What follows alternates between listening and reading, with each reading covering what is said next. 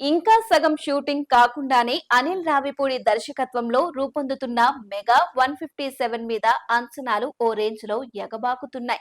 ఒక్క పాట తప్ప మొత్తం పూర్తయిన విశ్వాంబర కన్నా దీని మీద ఎక్కువ బజ్ ఏర్పడటం విశేషం. ప్రమోషన్ లో అనిల్ తనదైన మార్కు చూపిస్తూనే ఉన్నాడు.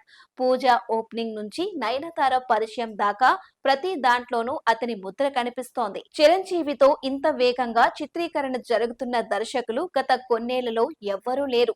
సందర్భం దొరికినప్పుడంతా అనిల్ రావిపూడి ఈ సినిమాకు సంబంధించిన కబుర్లు ఒక్కొక్కటిగా పంచుకుంటున్నాడు. తాజాగా ఒక మెయిన్ స్ట్రీమ్ ఛానల్ కు ఇచ్చిన ఇంటర్వ్యూలో మాట్లాడుతూ మెగా 157 లో సంక్రాంతికి వస్తున్నాం తరహాలో కాకుండా 70% కామెడీ, 30% డ్రామా ప్లస్ ఎమోషన్ ఉంటుందని చెప్పాడు. ఒకప్పటి గ్యాంగ్ లీడర్, రౌడీ అల్లుడు, ఘరానా మొగుడు తరహా వింటేజ్ క్యారెక్టరైజేషన్ ఇందులో డిజైన్ చేశానని ఎలివేషన్ ఇచ్చాడు.